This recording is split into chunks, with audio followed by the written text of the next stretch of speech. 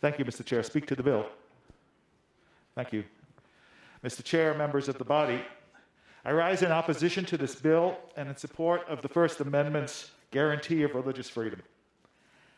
I respect the beliefs of all of you, and I would hope that you would honor mine as a rabbi, a biblical scholar, a former chaplain at hospitals and hospices.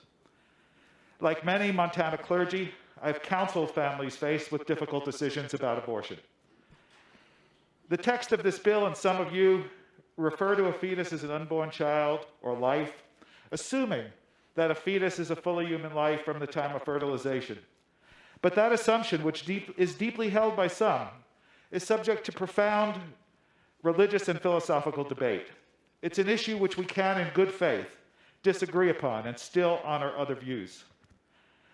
Although there are many religious and philosophical takes on this issue, I want to share with you the 3,000-year-old Jewish perspective.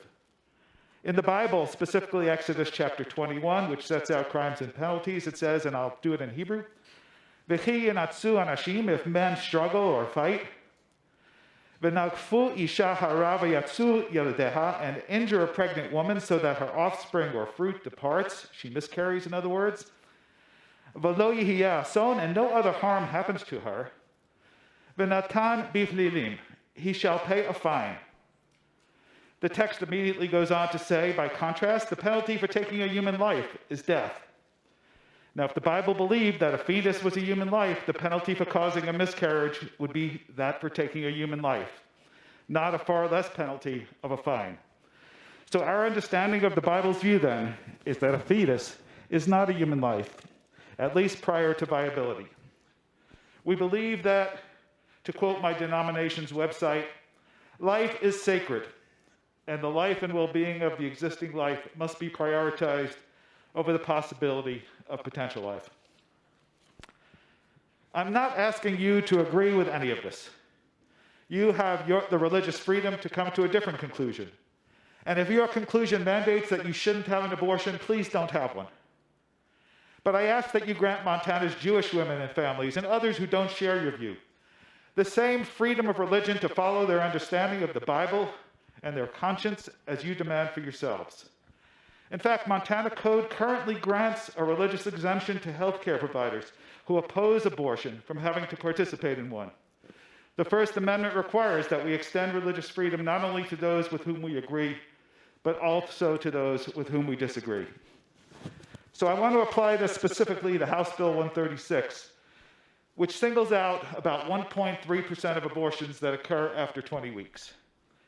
The vast majority of these abortions are a result of the late devastating discovery of a serious genetic disorder, like congenital diaphragmatic hernia, lethal skeletal dysplasia, missing multiple organs, or serious heart or brain anomalies, and dozens of other genetic conditions with names I can't even pronounce, so that the family will have to watch the fetus suffocate at birth or die soon thereafter.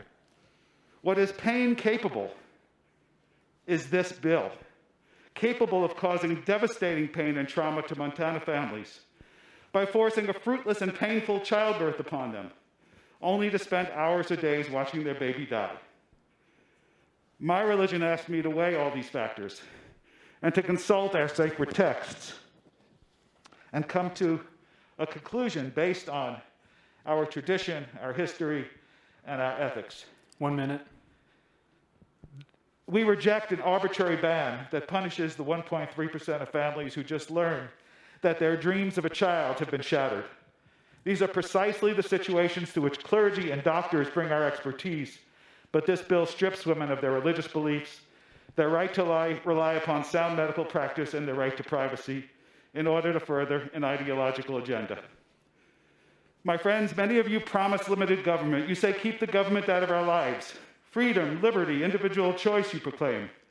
But this bill would interfere with the sacred freedom of all Montana women and families to make healthcare and religious choices together with their doctor, their clergy, their conscience, and their God.